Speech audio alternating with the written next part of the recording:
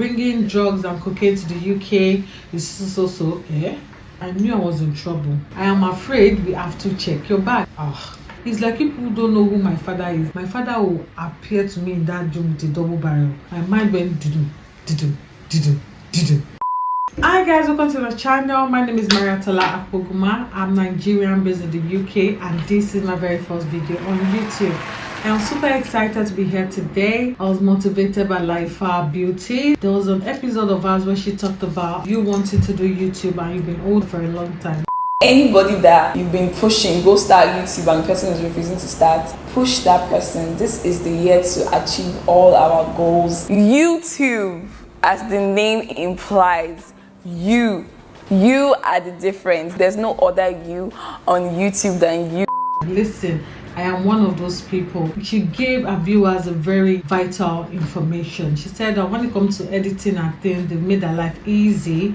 And who had the day? She was talking about Fire Studios. So listen, my video today, I thank Fire Studios for doing this, or else I won't even have time to do YouTube at all because I'm a very busy mom. I'm a mom of 2. My son Aaron is 5. I've got a daughter. Her name is Gabriella and she's just 5 months old. So I'm a new mom again and I'm super excited and I'm always busy. So I was like, I want to start this YouTube channel, but I am always busy with work, with school runs and everything. Baby, how can I do this? But thank God Laifa made things easy for people like me. I contacted Fire Studios and they made everything easy for me. All I have to do, or all you have to do, is just do a video and they will do the rest for you. They will do the hard work and do the rest for you and send it to you just to upload, just like today. And I'm so grateful for them. Right, my content is going to be about entertainment, lifestyle and life story. And listen, I've been holding back for a long time. I'm not going to hold back again. If you know you want to hear the gist, the tea, the life story, it is my channel. Don't forget to subscribe, like and comment because this is about to be juicy, girl. I'm a very entertaining person. I'm a very social person. Amongst my friends, when something happens, like you just want to, I don't know if you've got one of those friends where you just want to pick up to them like, oh listen, something happened, what do you think? And they just want to hear from me. They want to hear my mouth, like, because my mouth is like, you can't filter these lips because I'm just going to give it to you just like that. I say my mind. I'm a very funny person. If you're around me, like, listen, you're going to pee in your pants. I'm from a family of 7. I'm the last 4 girls and 3 boys. I've got a brother in Canada, America, here in the UK, and I've got my sister here, my sister in Germany. I'm here, and my last sister that refused to relocate, Auntie Shade, my first sister, she's in Nigeria. She's even going to be part of my story that I'm about to tell. She has refused to relocate. Not just her, my mom as well. I don't know what it is. If it's the dust or something, they refuse to relocate. So because of all this drama, I'm so happy I'm doing this. It's been my passion for a very long time and I am here. So like I said, don't forget to subscribe, like and comment because I'm going to drop it like it's hot. So today I'm going to be giving you a sweet, lovely life story, but the information or the tea you need to know. It is very important because I thank God that I'm not in prison right now because of something I did not do. So please, I don't want you or anybody to fall into this trap or problem. So that is why I need to share my story today. So I hope you enjoy this lifetime story today, the story of moi, myself. So today I'm going to be talking about my life story when it comes to traveling. I'm going to be talking about what happened to me some years back. I was done with uni and I was waiting for NYSC. I guess that was 2007. So I was having fun. I was wilding out. I didn't really care about nothing. I was clubbing, I was drinking, I was spending the days out.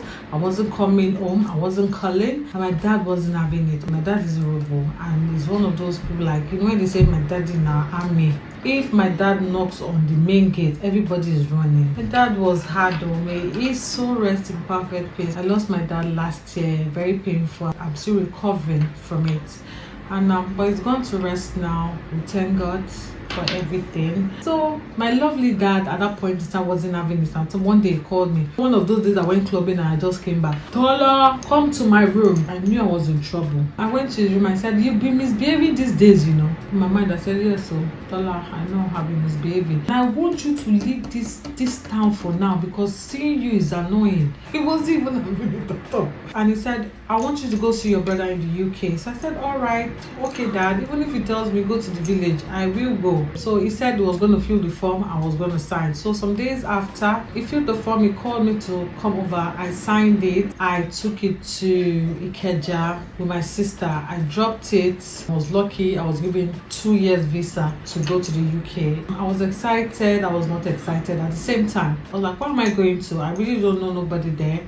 And that's going to stop my trip and my enjoyment in Lagos. So what am I doing? My happiness was like 50-50. Happy, not happy. Happy, not happy. Anyway, I was like, let us go and visit this place and see what it is about. Because then I wasn't one of those people that they will tell you come and travel and I'll be all over the moon. When I'm already all over the moon in my space in Lagos, again the phone was high, everything was okay. I got it, I got home, told my dad, and then he said, okay, you know what, you just have to get ready for that. He gave me some cash and he said, you need to get yourself some things for the trip. And my sister was one of those people where they believe they have to do everything. Like, I'm the sister role, brother role, that kind of a thing. My sister is going to kill me. So she was on my neck 247. She even collected the money from me. And then I'm the last born of like, how many? Like I said, 7. So I really did not have any say whatsoever. So that day came. It was time for me to get my suitcases or my hand luggage. So we went to somewhere called Vespa towards Badagry. I don't know if this still exists there. We got this lovely bag. I never knew it was an LV bag at that point in time, Louis Vuitton. It was just a brown bag, leather, beautiful bag, you know. To me it was just solid, and that was what I loved. I never knew anything about this bag at all because I wasn't moved with designers and stuff, so I really did not know a lot. We got the bag, we got home. My sister said she was going to do everything herself. Anything I want to put in the bag, I should just give it to her. So I did. So I didn't know if my sister washed this bag, if she didn't wash it, if she cleaned it, if she didn't clean it. I didn't have any idea whatsoever. So the time came, time for me to travel. We went to the airport. My sister came as well, as usual. My dad was there, was always there. It was a morning flight, I guess 10 o'clock in the morning to get to London, maybe 5. I got to the airport, I checked in my hand luggage because they told me that I can't, since I don't have anything, suitcases to check in. I can check in my hand luggage just to be free. And I didn't need anything in there. And remember, I gave my sister just a few clothes, soap, pad, nothing much, because my plan was to shop and shop and shop. From the minute I dropped there, I land there, I am shopping for everything I need coming back. I dropped that left. I never knew that was going to be a problem. We went and we got to London. It was so amazing, so beautiful. I loved it there. It was so cold because I went in January. It was like the peak of the winter. So it was mad. So I moved like other people coming out of the plane. I got to the immigration. They asked questions, Why are you coming from Lagos? Where are you going to? I'm going to York. Who are you going to see? I said I was going to see my brother. I am a student. I just finished from school. I'm waiting for my NYC. So that passed. They were happy with it and they told me to proceed. Then I picked my hand luggage. I proceeded again. About to turn out, I guess it was the custom side of it. 2 men walked up to me and they said, ma'am, can you please step aside? My mind was like, Etitideo. What kind of problem is this? After I've been having fun in Lagos, what is all this wahala with all this big English? So I moved to the side and they said, is this the only stuff I'm carrying today? I said, yes. And next they said, did you pack it yourself? Knowing that my sister packed it for me, I said, my sister is me, my sister. You know, Lagos sense. I can't say my sister because they're like, why will you be asking that kind of question? So I said, yes, I did. I packed my load myself. They said, okay, you sure? Is anybody traveling with you? Are you traveling with somebody? I said, no, it's just me. All right, do you know that bringing drugs and cocaine to the UK is so? Yeah. I was like, why are they saying that? So they said, I am afraid we have to check your bag. You know when basketball tell you that when they start saying that I'm afraid, my mind went do. I wasn't scared, I was scared. So I said, okay, yeah, you can check it. And they took me to the side. That area that I was, where they pushed me aside, when they told me to move aside, people were going through. So like they could see what was going on. They were giving me that look like, oh, I should done it. I should done it. I wasn't happy at all. I was getting a bit angry. They took my bag. They opened it. They started bringing everything out one by one. This was where I was there feeling a bit funny. They brought up my pads, they brought out like my toiletries, they brought out my clothes and everything. Then they saw money as well. So they asked me, how much is it? I said, I don't know. My dad gave me to use for the trip and to give my brother. So he said, so you're not aware? I said, no, I am not aware about the money. They said, all right, they're going to check the money and count it to know if it's not like above 10,000 and things. I said, okay. They went and came back and said they detected cocaine in the money. I said, oh, but they said they're not really concerned with that because it has been moved from one hand to another. But then they asked me a question. They said, why am I carrying just my hand luggage, my designer bag and luggage from Lagos, Diana? I checked it in. Why? And I said, designer handbag, bag.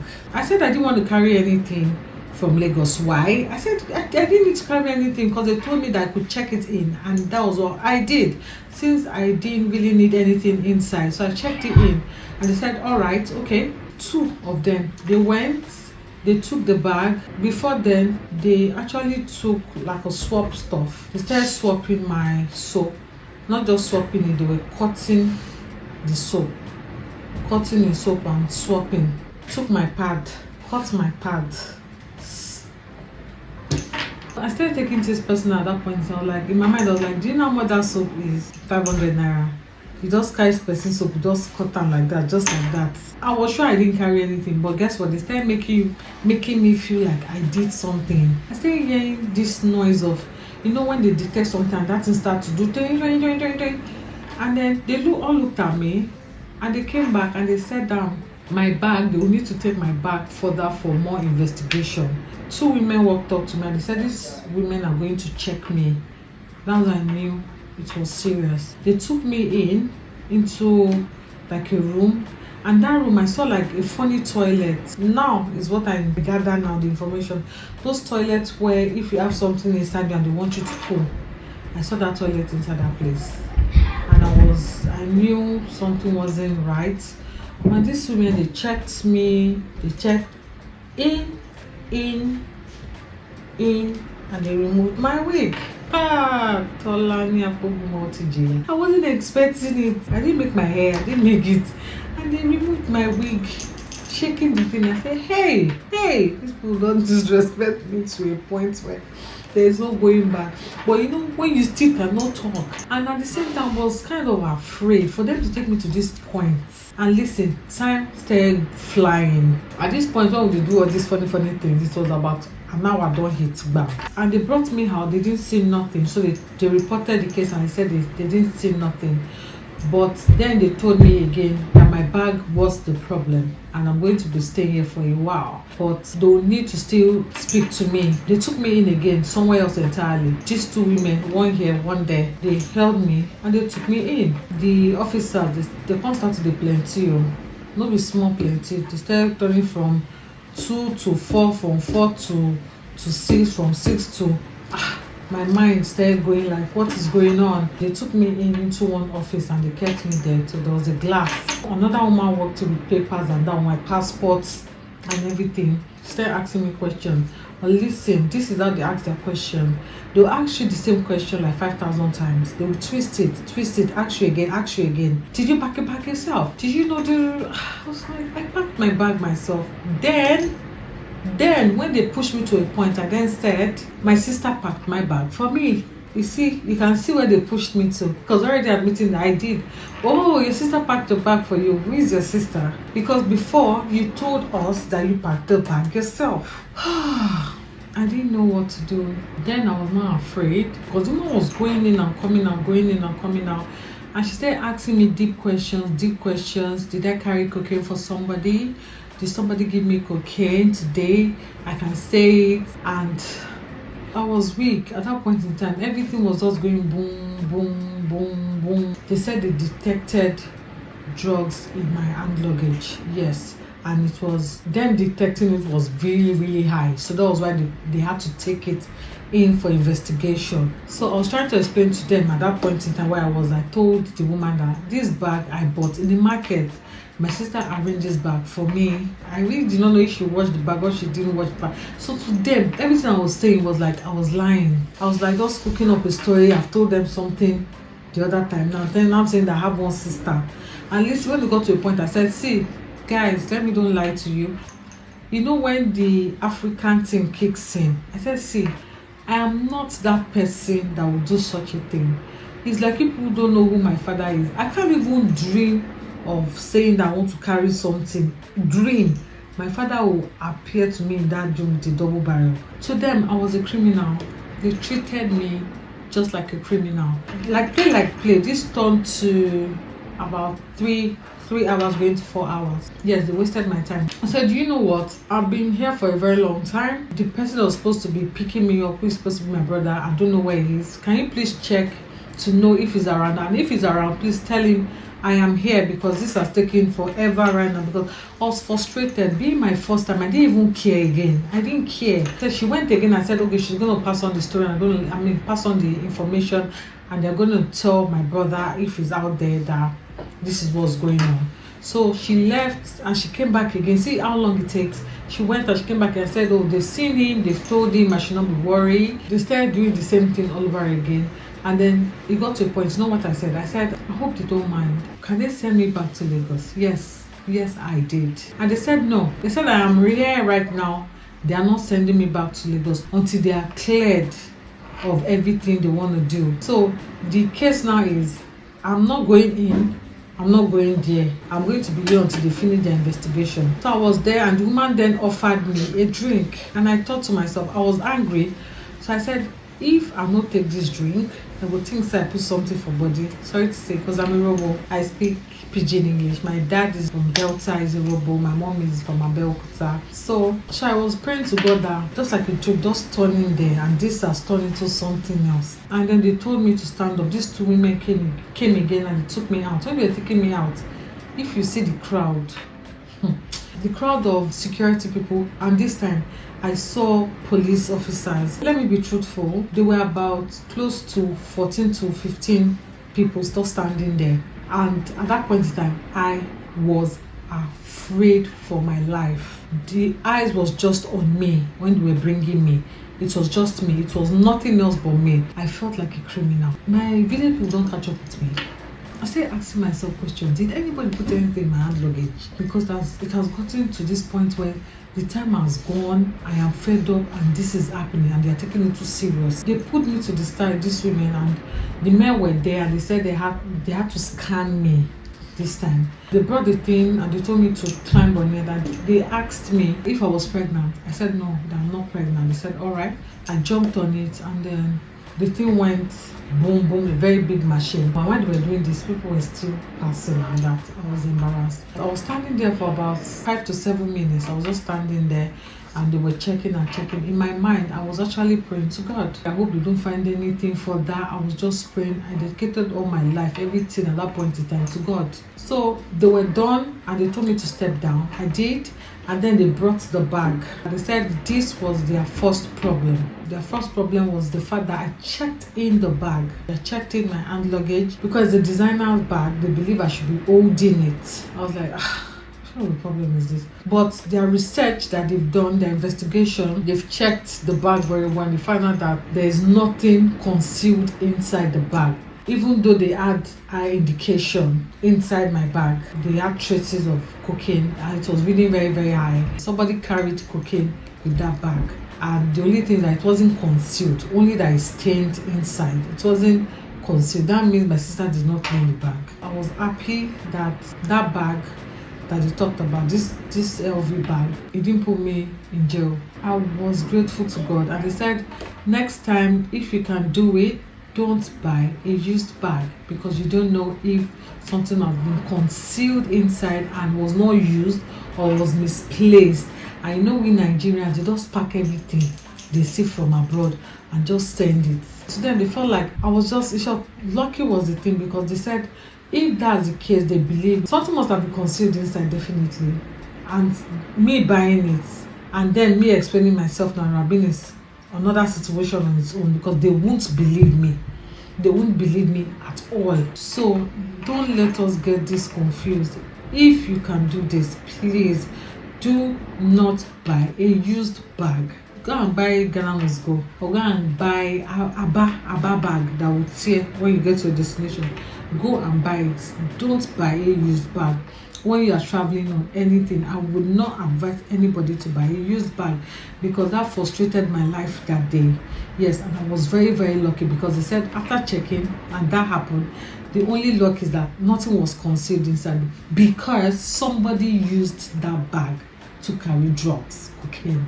And they packed all my stuff together and they sent me out. They walked me out. I went out there, I started walking around looking for my brother. And it took a while, because he didn't know when I was going to come out. So they were tired. My brother's wife was tired. The kids were tired. I saw them. They saw me. And I told my brother that they thought I carried cocaine in this foolish bag they're calling LV. You know, I was tired. I was frustrated.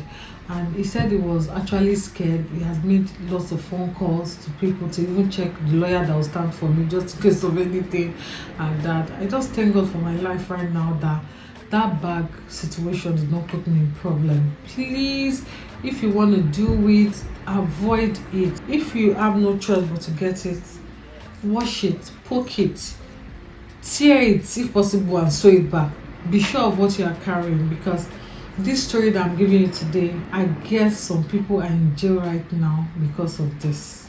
Yes, something they did not know who her about. So please avoid it. Like I said, avoid it, because if you are in there, to them you're a criminal. They treated me like one, they will treat you like one, they will treat anybody like one. Even though if you explain yourself from now to tomorrow, to them you concealed it, you are wasting your time. I'm happy that I'm telling you guys this story today. I'm so glad. So this will save a lot of people from problems, and I'm so happy I did this today. I've said my mind, I've said my story. I know it's going to help a lot of people out there. Right, talking about that, I had fun in the UK. I stayed for some while. I spent my birthday here. I went back to Nigeria, and then they called me for my NYSC. Yeah, that was another story entirely. So that was what happened to me basically. So please, if you can avoid it, avoid buying a used bag if you are traveling. I've been in the UK for about 12 to 13 years. I have lots of stories to give, lots of stories, because it's been up, down. I've been through a lot, and I thank God I'm settled now. I am fine. So anything you want me to talk about concerning the UK, most especially, I'm here. You can put down your comments there for me to talk about it. Like I said, I'm going to be dropping in my content once in a week. So I hope you watch the next one. Don't forget to hit the bell to know when my new videos are out, because listen, I've got lots and lots and lots to tell you. I've had my ups and downs in the UK, and I'm willing to share, to pass my information to anybody that is willing to relocate or to come here, being a student or family or whatever, spouse. You know, it is crazy. You need to know lots of information. So until I come your way next time, my name is Moi, like I said, Mariatella Akpoguma, and don't forget to like, subscribe, and comment. I'll see you next time on my channel. All right, have a nice day. Thank you. Moi. Bye.